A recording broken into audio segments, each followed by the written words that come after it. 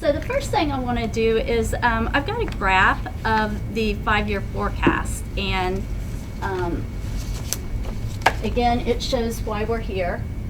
If you take a look at the forecast, you're going to see on the vertical axis you have dollar amounts. Going across the bottom, you have years. So you have, when it says actual 20, that's a 1920 school year.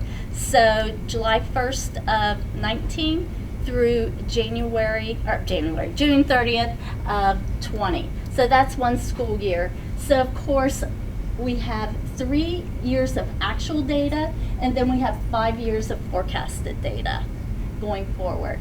This is the year we're in right now, is our 23 year, so we're right in the middle of it.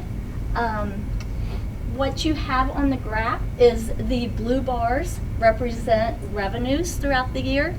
Again, 3 years actual, 5 years projected. And you can see if you look at the blue bars, they're fairly constant. We don't get any inflationary increases.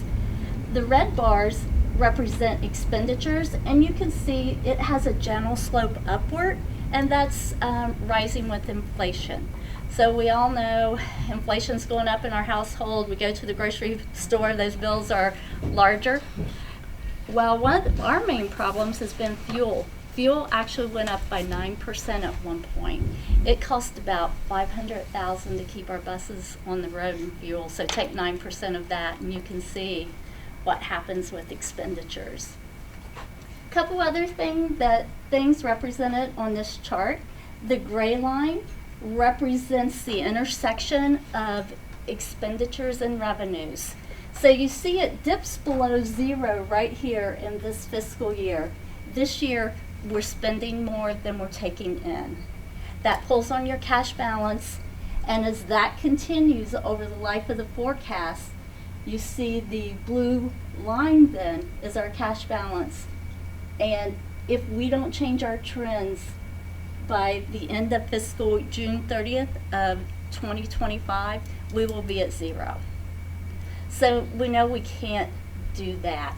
One thing before we leave this chart is our school district, the state expects each school district to contribute to the education of their children. They expect you to have a local share, and they expect communities that have a larger capacity, those who are a little bit wealthier in terms of income and property values, to contribute more to their child's education than those residents in communities that don't have that capacity. So what that means for us, our tax revenues account for 70.5% of our district's total revenues.